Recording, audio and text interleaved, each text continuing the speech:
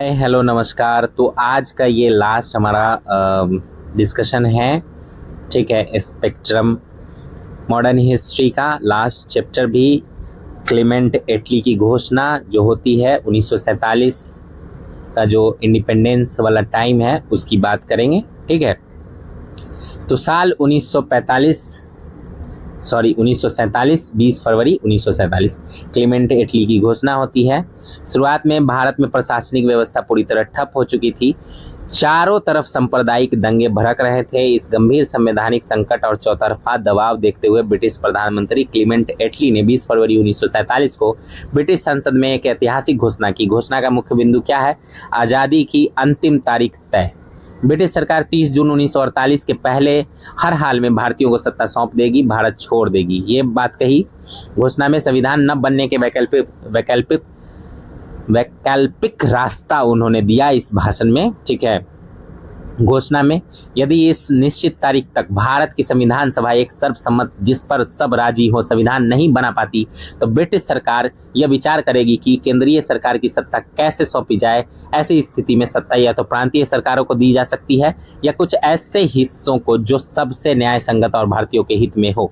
छुपा हुआ संकेत क्या था? इस बिंदु में स्पष्ट रूप से भारत के विभाजन, पाकिस्तान के निर्माण और राज्यों के बाल्कनीकरण, ठीक है, बाल्कनीकरण, भारत को छोटे छोटे टुकड़ों में तोड़ने की भावना छिपी हुई थी। नए वायसराय की नियुक्ति होती है। लॉर्ड वेवल के स्थान पर लॉर्ड माउंटबेटन को भारत का नया और अंतिम वायसराय नियुक्त किया गया ताकि वे सत्ता के हस्तांतरण, ट्रांसफर ऑफ पावर की प्रक्रिया को तेजी से पूरा कर सके।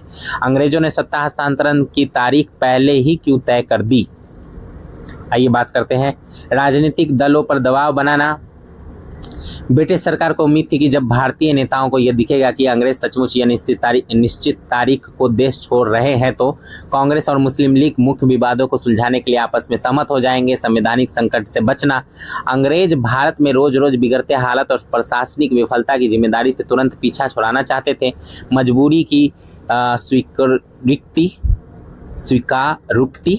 ठीक है, ब्रिटिश सरकार अंदर से यह मान चुकी थी कि अब भारत पर लंबे समय तक नियंत्रण रखना उनके लिए पूरी तरह असंभव यानी अपरिहार्य है।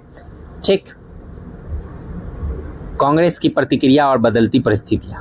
शुरुआत में कांग्रेस ने अंग्रेजों की इस योजना का स्वागत किया क्योंकि इसमें देसी रियासतों, प्रिंसली स्टेट्स या प्रांतों को सीधे अलग से स्वतंत्र होने का अधिकार नहीं दिया गया, जिससे भारत में सैकड़ों छोटे छोटे टुकड़ों में बंटने का खतरा जो है टल गया। कांग्रेस को उम्मीद थी कि प्रांतीय विधानसभाएं खुद अपने क्षेत्रों के लिए फैसला लेंगी और गतिरोध कम हो जाएगा, लेकिन मुस्लिम लीग ने इस उम्मीद को तुरंत तोड़ दिया। मुस्लिम लीग ने पंजाब की तत्कालीन गठबंधन सरकार खिजर हयात खां की यूनियनिस्ट सरकार के खिलाफ एक हिंसक आंदोलन शुरू कर दिया। इसके बाद समझौते की रही सही उम्मीद जो है वो भी खत्म हो गई। भारत और विभाजन, स्वतंत्रता की ओर बढ़ते कदम। आइए बात करते हैं 1947 के शुरुआती महीनों में देश सांप्रदायिक दंगों की आग में पूरी तरह झुलस रहा था। अंतरिम सरकार के भीतर कांग्रेस और मुस्लिम लीग का गतिरोध जो है वो भी चरम पर था। इस भयानक स्थिति को देखकर भारतीय राष्ट्रवादी नेता कांग्रेस अंततः देश के विभाजन के उस दुखद कड़े फैसले को लेकर मानने के लिए विवश हो गए जिसकी उन्होंने कभी भी कल्पना नहीं की थी। पंजाब और बंगाल के विभाजन की मांग उठती है। विभाजन की स्थिति में सबसे बड़ी चिंता पंजाब और बंगाल के हिंदू सिख समुदायों को थी। वे कैबिनेट मिशन की अनिवार्य समूह व्यवस्था से डरे हुए थे कि कहीं पूरा पंजाब और बंगाल पाकिस्तान में न चला जाए।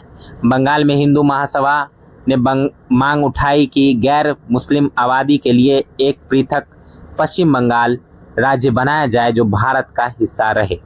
10 मार्च 1947 को जवाहरलाल नेहरू ने साफ कहा कि मौजूदा समस्या का सबसे अच्छा समाधान यही है कि कैबिनेट मिशन योजना के तहत ही सही लेकिन पंजाब और बंगाल का विभाजन कर दिया जाए।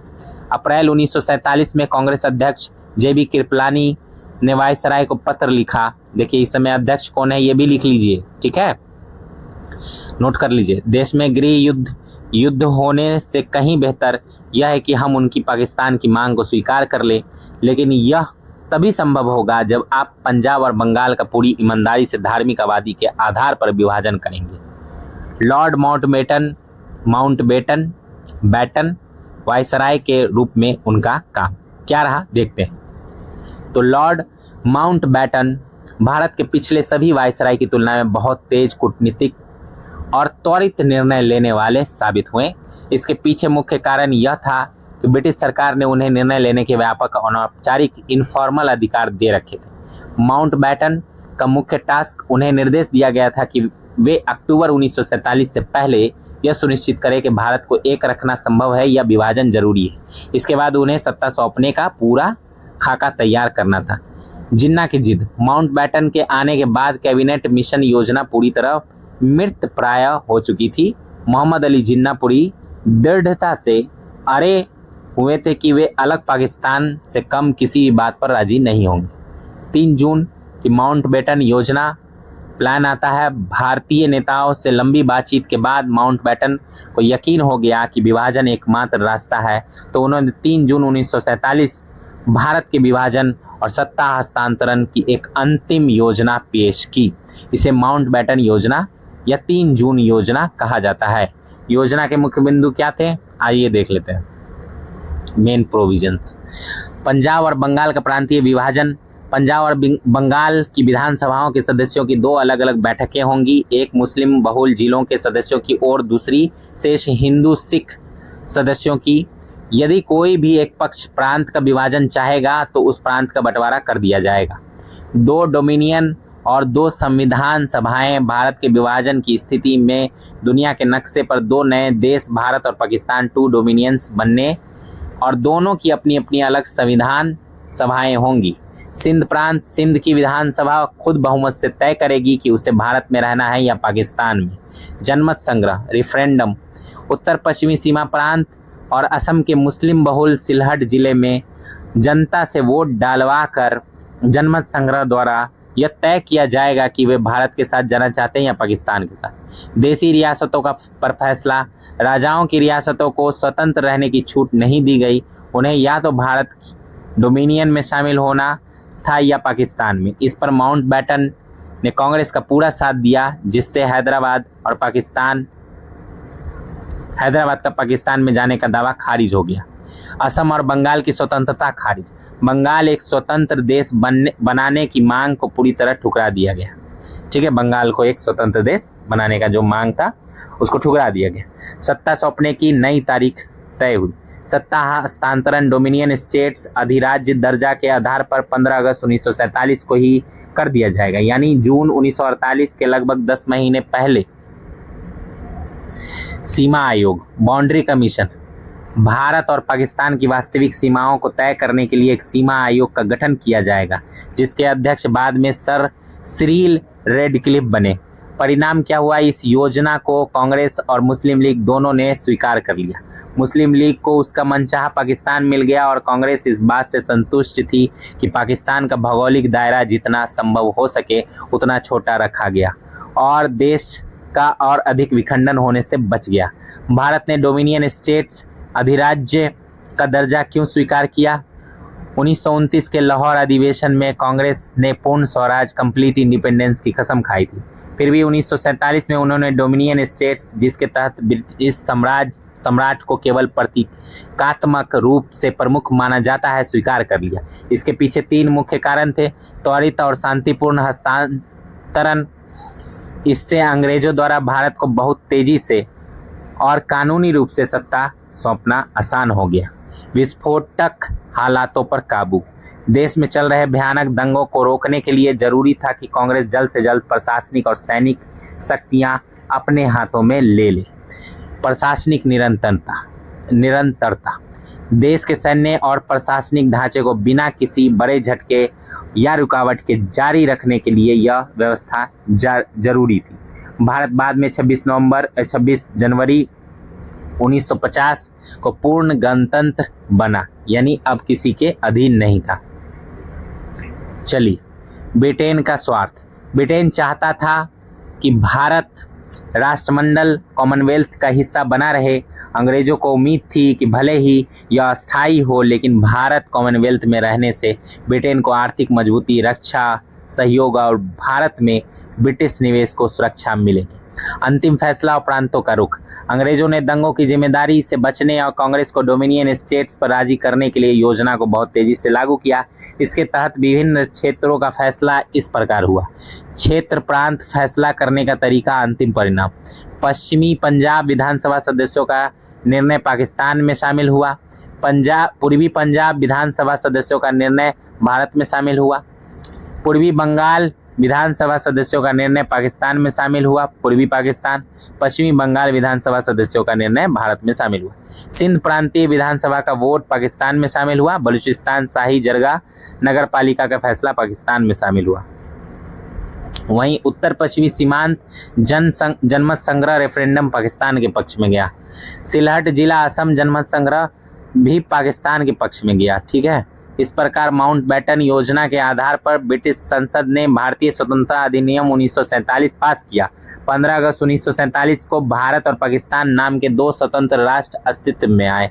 भारतीय स्वतंत्रता अधिनियम 1947 इंडियन इंडिपेंडेंस एक्ट, यह अधिनियम ब्रिटिश संसद द्वारा पारित किया गया अंतिम कानून था। इसके बाद ब्रिटिश राज खत्म हुआ। स्वतंत्र भारत का अपना संवैधानिक इतिहास शुरू हुआ। भारत वास्तव में यह अधिनियम जो था यह कोई नया कानून नहीं था, बल्कि 3 जून की माउंटबेटन योजना को ही कानूनी रूप दिया गया था। ठीक है। कानून बनने का सफर। 15 जुलाई 1947 ब्रिटिश प्रधानमंत्री एटली ने इसे हाउस ऑफ कॉमन्स निचले सदन में रखा। 16 जुलाई 1947 इसे हाउस ऑफ लॉर्ड्स उच्च सदन में रखा गया। 18 जुलाई 1947 ब्रिटिश सम्राट ने इस पर अपने शाही हस्ताक्षर रॉयल एसेंट कर दिए और यह कानून बन गया। अधिनियम की मुख्य धाराएं क्या थी? की क्लाउजेस 2 डोमिनियन का निर्माण, भारतीय उपमहाद्वीप को 2 स्वतंत्र हिस्सों भारतीय संघ इंडिया और पाकिस्तान में बांट दिया जाएगा। भूभाग का बंटवारा पाकिस्तान में सिंध, ब्रिटिश बलूचिस्तान, उत्तर पश्चिमी सीमा प्रांत, पश्चिमी पंजाब, पूर्वी बंगाल शामिल होंगे। बाकी सारा हिस्सा भारत का होगा। पंजाब और बंगाल की सही सीमा तय करने के लिए एक सीमा आयोग बाउंड्री कमीशन बनाया जाएगा। ब्रिटिश संप्रभुता का अंत। ब्रिटिश राजा और देसी रियासतों के बीच सभी संधियां और समझौते तुरंत प्रभाव से रद्द माने जाएंगे। ब्रिटिश राजा की उपाधि से भारत का सम्राट इंपेरर ऑफ इंडिया शब्द हटा दिया जाएगा। गवर्नर जनरल का पद दोनों देशों में एक गवर्नर जनरल होगा, जो ब्रिटिश सम्राट के प्रतिनिधि के रूप में काम करेगा। यदि दोनों देश चाहे तो एक ही व्यक्ति को दोनों जगह गवर्नर जनरल रह सकता है। ठीक है। विधायिका की संप्रभुता।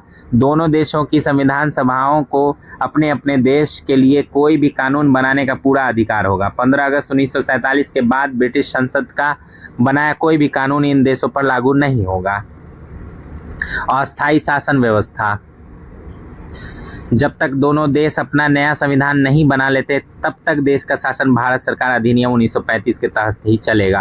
आवश्यकता पड़ने पर गवर्नर जनरल इसमें बदलाव कर सकते हैं। सेना का बंटवारा। दोनों देशों के बीच सेना का बंटवारा होगा। जब तक यह प्रक्रिया पूरी नहीं होती तब तक गवर्नर जनरल की ही सेना के कमांडर और प्रशासन के लिए जिम्मेदार होंगे। अंतिम परिणाम 15 अगस्त 1947 को विभाजन प्रभावी हुआ। मोहम्मद अली जिन्ना पाकिस्तान के पहले गवर्नर जनरल बने, जबकि भारत के आग्रह पर लॉर्ड माउंटबेटन भारत के पहले गवर्नर जनरल बने रहे। प्लान बाल्कन क्या था? प्लान बाल्कन जो था वो मार्च और मई 1947 के बीच माउंटबेटन को लगा कि कैबिनेट मिशन योजना पूरी तरह फेल हो चुकी है। तब उन्होंने गुपचुप तरीके से एक वैकल्पिक योजना तैयार की जिसे प्लान बाल्कन कहा जाता है। योजना क्या थी? इसके तहत प्रावधान था कि सत्ता सीधे केंद्र को सौंपने के बजाय अलग अलग प्रांतों को सौंप दी जाए। प्रांतीय विधानसभा जैसे पंजाब, बंगाल को यह विकल्प दिया जाता कि वे तय करें कि उन्हें भारत में जाना है या पाकिस्तान में जाना है या खुद को स्वतंत्र देश घोषित करना है। देसी रियासतों को भी यही छूट मिलती। नेहरू जी का विरोध हुआ इस पे। जब जवाहरलाल नेहरू को इस योजना का पता चला तो उन्होंने इसका अत्यंत तीखा विरोध किया। उन्होंने कहा कि यह योजना भारत को सैकड़ों छोटे छोटे स्वतंत्र टुकड़ों में बांट देगी, जैसे यूरोप में बाल्कन देश टूट गए थे। और देश में अराजकता फैल जाएगी। नेहरू जी के भारी विरोध के कारण माउंटबेटन को यह योजना तुरंत त्यागनी पड़ी। अंग्रेजों की जल्दबाजी से उत्पन्न समस्याएं। अंग्रेजों ने भारत छोड़ने और सत्ता सौंपने की हड़बड़ी दिखाई। उसने देश को एक भयानक त्रासदी में झोंक दिया। रणनीति का अभाव। विभाजन को तय कर दिया गया, लेकिन विभाजन के बाद कानून व्यवस्था बनाए रखने, संपत्ति बांटने, शरणार्थियों की समस्या को संभालने की कोई दूरदर्शी योजना नहीं बनाई गई। इसके कारण पंजाब बंगाल में भयानक नरसंहार, दंगे हुए। माउंटबेटन की गलतफहमी। माउंटबेटन सोच रहे थे कि वे भारत और पाकिस्तान दोनों को के संयुक्त गवर्नर जनरल बनेंगे, जिससे वे दोनों देशों के विवादों को खुद सुलझा लेंगे, लेकिन जिन्ना ने खुद पाकिस्तान का गवर्नर जनरल बनने का फैसला किया, जिससे माउंटबेटन की योजना धरी की धरी रहे। सीमा घोषणा में जानबूझकर देरी। तो रेड क्लिफ रेखा, भारत पाकिस्तान सीमा का फैसला 12 अगस्त 1947 को हो चुका था, लेकिन माउंटबेटन ने इसे जानबूझकर 15 अगस्त के बाद सार्वजनिक किया। वे चाहते थे कि सीमा विवाद को लेकर भी दंगे या हिंसा हो, उसकी जिम्मेवारी जो है ब्रिटिश सरकार पर ना आकर नई भारतीय और पाकिस्तानी सरकारों पर आए। देसी रियासतों का एकीकरण, इंटीग्रेशन ऑफ प्रिंसली स्टेट्स। 1946 से 47 के दौरान भारत की देसी रियासतों में जनता ने राजाओं के खिलाफ आंदोलन शुरू कर दिया।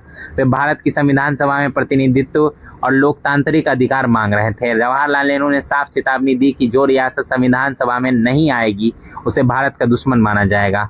जुलाई 1947 में सरदार वल्लभ भाई पटेल को रियासत विभाग स्टेट्स डिपार्टमेंट का कार्यभार सौंपा गया। उनके साथ सचिव बीपी मेनन थे। सरदार पटेल ने अपनी दूरदर्शिता, कूटनीति, जनता के दबाव और जरूरत पड़ने पर सैन्य धमकी, साम दाम दंड भेद का इस्तेमाल कर भारत का एकीकरण 2 चरणों में किया। प्रथम चरण 15 अगस्त 1947, 15 अगस्त 1947 कश्मीर, हैदराबाद, जूनागढ़ को छोड़कर बाकी सभी 136 रियासतों ने भारत में विलय के दस्तावेज, इंस्ट्रूमेंट ऑफ एक्सेशन पर हस्ताक्षर कर दिए। राजा इसके लिए आसानी से तैयार हो गए, क्योंकि उनके पास कोई दूसरा व्यवहारिक विकल्प नहीं था। उन्हें केवल 3 विषय, रक्षा, डिफेंस, विदेश मामले, एक्सटर्नल अफेयर्स और संचार, कम्युनिकेशन भारत सरकार को सौंपने थे। उनका आंतरिक प्रशासन उन्हीं के पास रहना था। अपवादों का विलय।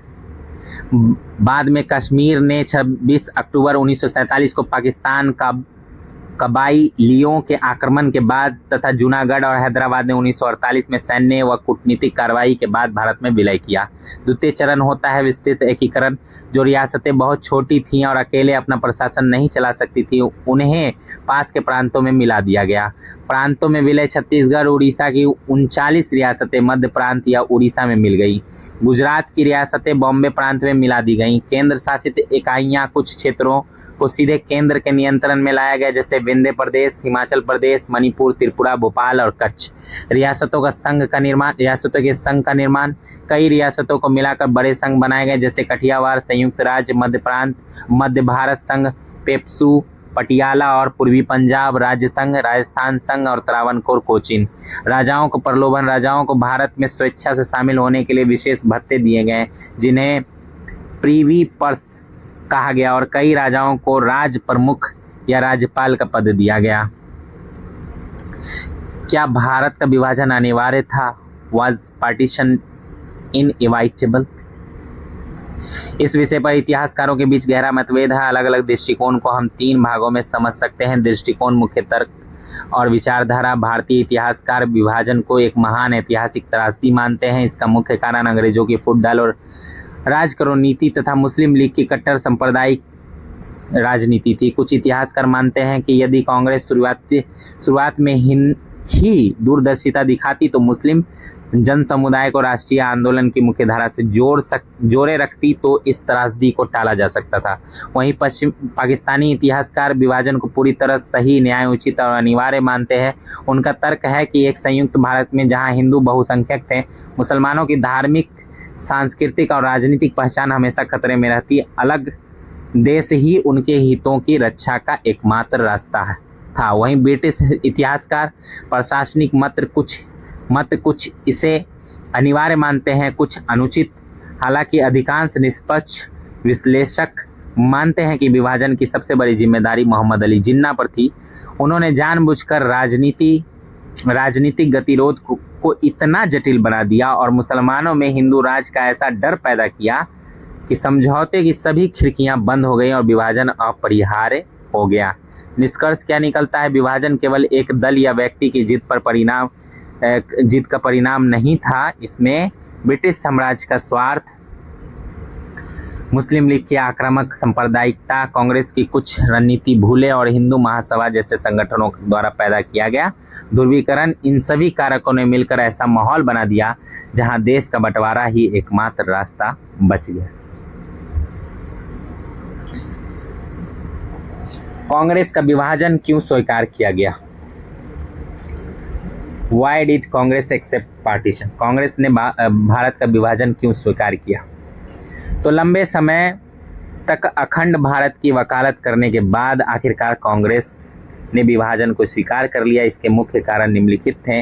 मुसलमानों को राष्ट्रीय आंदोलन में जोड़ने में विफलता हासिल हुई। कांग्रेस अंग्रेजों के खिलाफ जन दबाव बनाने और उन्हें भारत छोड़ने पर मजबूर करने में तो सफल रही, लेकिन सांप्रदायिक आधार पर देश को एक नहीं रख सकी। कांग्रेस मुस्लिम समुदाय के बड़े हिस्सों को यह विश्वास दिलाने में असफल रही कि अखंड भारत में उनके हित सुरक्षित रहेंगे। मुसलमानों को बड़े पैमाने पर राष्ट्रीय आंदोलन की मुख्यधारा से नहीं जोड़ पाई, जिसका फायदा मुस्लिम लीग ने उठाया। सांप्रदायिक हिंसा और प्रत्यक्ष कार्रवाई दिवस, डायरेक्ट एक्शन डे जो आया, तो मुस्लिम लीग द्वारा अगस्त 1946 में शुरू की गई प्रत्यक्ष कार्रवाई के कारण जो है पूरे देश, विशेषकर बंगाल और पंजाब में भयानक सांप्रदायिक दंगे जो है भड़क उठे। अंतरिम सरकार मुस्लिम लीग द्वारा अगस्त 1946 अंतरिम सरकार इंटरिम गवर्नमेंट में मुस्लिम लीग के शामिल होने के बाद सरकार अंदर से पूरी तरह ठप हो चुकी थी। कांग्रेस के नेताओं को समझ आ गया था कि यदि तुरंत सत्ता का हस्तांतरण, ट्रांसफर ऑफ पावर नहीं हुआ तो देश में गृह युद्ध, सिविल वॉर छिड़ जाएगा। दंगों को रोकने का यही तत्कालिक रास्ता दिख रहा था। तीसरा कारण है देश के बाल्कीकरण, सैकड़ों टुकड़ों में बंटने का खतरा। माउंटबेटन की विभाजन योजना को बहुत बड़ी ऐतिहासिक उपलब्धि यह थी कि इसमें देसी रियासतें, प्रिंसली स्टेट को स्वतंत्र रहने, अपना अलग अस्तित्व बनाए रखने के अधिकार को पूरी तरह खारिज कर दिया गया था। यदि कांग्रेस विभाजन स्वीकार नहीं करती तो कई बड़ी रियासतें जैसे हैदराबाद, भोपाल, त्रावणकोर खुद को स्वतंत्र घोषित कर देती। कांग्रेस ने सोचा कि एक कमजोर और गृह युद्ध से जूझते हुए अखंड भारत, जिसमें सैकड़ों स्वतंत्र रियासतें हो, से कहीं बेहतर है कि एक मजबूत केंद्र वाला विभाजित भारत हो। मुस्लिम लीग की अड़ियल मांग और क्रमिक समझौते। मुस्लिम लीग अपनी पाकिस्तान की मांग पर अड़ी रही और कांग्रेस धीरे धीरे परिस्थितियों के सामने झुकती चली गई। 1942 क्रिप्स मिशन मुस्लिम बहुल प्रांतों को स्वायत्तता, ऑटोनॉमी देने के बाद अनजाने में स्वीकार होने लगी। 1944 गांधी जिन्ना वार्ता। गांधी जी ने मुस्लिम बहुल प्रांतों के आत्मनिर्धारण के अधिकार, राइट ऑफ सेल्फ डिटर्मिनेशन को सैद्धांतिक रूप से मान लिया था। वहीं मार्च 1947 कांग्रेस कार्य समिति ने खुद प्रस्ताव पास किया कि यदि देश का विभाजन होता है तो पंजाब और बंगाल का भी विभाजन होना चाहिए ताकि गैर मुस्लिम इलाके भारत में रह सके। 3 जून 1947 अंततः माउंटबेटन योजना के तहत कांग्रेस ने पूरी तरह विभाजन स्वीकार कर लिया। अब बात करते हैं कांग्रेस के नेतृत्व के आकलन में चूक, गलतफहमी। विभाजन को स्वीकार करते समय कांग्रेस के बड़े नेताओं की सोच व्यवहारिक और दूरदर्शी नहीं थी। विभाजन के बाद होने वाले भयानक कत्लेआम और शरणार्थी संकट का सटीक अंदाजा नहीं लगा पाए। उनके बयानों से यह साफ झलकता है जैसे जवाहरलाल नेहरू ने उस समय कहा था कि एक बार जब अंग्रेज भारत से चले जाएंगे तो हिंदू मुस्लिम एकता फिर से स्थापित हो जाएगी और संयुक्त भारत का निर्माण हो जाएगा। यह विभाजन अस्थायी है। विभाजन शांतिपूर्ण होगा। एक बार पाकिस्तान बन जाएगा तो मुस्लिम लीग के पास लड़ने के लिए क्या बचेगा। महात्मा गांधी की असमर्थता। इस दौर में गांधी जी खुद को बहुत अकेला और असमर्थ महसूस कर रहे थे क्योंकि देश की जनता स्वयं कांग्रेस के नेता सांप्रदायिकता के रंग में रंग चुके थे। गांधी जी ने बेहद दुखी मन से विभाजन को स्वीकार किया क्योंकि जनता हिंसा की राह पर थी और उनके पास कोई दूसरा विकल्प नहीं बचा था। उन्होंने कांग्रेस के लोगों से कहा था कि वे विभाजन को प्रशासनिक रूप से भले ही स्वीकार कर ले लेकिन दिल से कभी स्वीकार न करें। अंग्रेजों को भारत छोड़ने पर मजबूर करने वाली ताकतें। 1947 तो forces that compelled the British to leave India. साल 1947 में अंग्रेजों द्वारा भारतीयों को सत्ता सौंपकर चले जाने के पीछे कई वैश्विक और आंतरिक कारण थे। ऐतिहासिक उद्देश्य का सिद्धांत। ब्रिटिश इतिहासकारों का मत है कि कुछ ब्रिटिश इतिहासकारों और राजनेताओं जैसे तत्कालीन पीएम जो क्लीमेंट एटली है, उसने तर्क दिया कि ब्रिटेन ने मानवता और अपनी मर्जी से भारत को स्वतंत्रता सौंपी। उनके अनुसार ब्रिटिश शासन का उद्देश्य ही भारत को स्वशासन के योग बनाना था। हालांकि भारतीय इतिहासकार इसे केवल अपनी कमजोरी को छुपाने का एक बहाना मानती है। वैश्विक साम्राज्यवाद का पतन। प्रथम विश्व युद्ध के बाद से ही दुनिया भर में साम्राज्यवाद के खिलाफ आवाजें उठने लगी थी। खुद ब्रिटेन के भीतर साम्राज्यवाद विरोधी माहौल बन रहा था। 1917 की रूसी क्रांति, चीन में कुओमिंतांग आंदोलन और भारत के असहयोग आंदोलन ने औपनिवेशवाद की जड़ों को हिलाकर रख दिया था। दो नई महाशक्तियों अमेरिका और रूस का उदय हुआ। द्वितीय विश्व युद्ध के बाद ब्रिटेन, फ्रांस जैसी पुरानी ताकतें कमजोर हो गई और दुनिया में दो नई महाशक्तियां उभरी, अमेरिका यूएसए और सोवियत संघ यूएसएसआर। ये दोनों ही देश साम्राज्यवाद के खिलाफ थे और ब्रिटेन पर लगातार दबाव बना रहे थे कि वो भारत समेत अपने उपनिवेशों को जल्द से जल्द आज़ाद करे। ब्रिटेन में लेबर पार्टी की सरकार। मई 1945 में ब्रिटेन के चुनाव कंजर्वेटिव पार्टी जो विंस्टन चर्चिल की थी वो हार गई और लेबर पार्टी सत्ता में आई नहीं। प्रधानमंत्री क्लेमेंट एटली भारतीय स्वतंत्रता के पक्षधर थे। उन्होंने पद संभालते ही घोषणा कर दी कि अंग्रेज जल्द से जल्द भारतीयों को सत्ता सौंपकर वापस आ जाएं। भारतीय राष्ट्रवाद और कानून की व्यवस्था का ठप होना। गांधी जी के कुशल नेतृत्व भारतीय राष्ट्रीय आंदोलन जैसे भारत छोड़ो आंदोलन और विशाल जन आंदोलन बन चुका था। इसके अलावा आंदोलन में हिंसात्मक प्रवृत्तियों के प्रवेश और लगातार होने वाले सांप्रदायिक दंगों के कारण ब्रिटिश अधिकारी देश की कानून व्यवस्था संभालने में पूरी तरह नाकाम हो चुके थे। नौकरशाही और पुलिस का मनोबल टूट चुका था। भारतीय नौसेना का विद्रोह हो गया 1946 में। यह अंग्रेजों के ताबूत में आखिरी कील साबित हुआ। फरवरी 1946 में भारतीय नौसेना सैनिकों ने नस्लीय भेदभाव और खराब खाने के खिलाफ विद्रोह कर दिया। देखते ही देखते थल सेना और वायु सेना भी इसके प्रति सहानुभूति दिखाई। अंग्रेजों को समझ आ गया कि जिस सेना के दम पर वे भारत पर राज कर रहे थे, अब वो सेना जो है वो भी उनकी वफादार नहीं रही। इसके बाद भारत छोड़ना मजबूरी जो है बन गया अंग्रेजों के लिए। वामपंथ का उभरना। भारत में मजदूरों किसानों के बीच वामपंथ, कम्युनिस्ट, सोशलिस्ट विचारधारा तेजी से फैल रही थी। इस क्रांतिकारी विचार के उभार से अंग्रेज और कांग्रेस दोनों चिंतित थे। उन्हें डर था कि यदि सत्ता हस्तांतरण देरी से हुई तो आंदोलन का नेतृत्व कांग्रेस के हाथ से निकलकर उग्र वामपंथियों के पास चला जाएगा। द्वितीय विकल्प सिद्धांत, टू ऑप्शन थ्योरी। ब्रिटिश प्रशासनिक अधिकारियों के सामने अब केवल दो ही रास्ते बचे थे।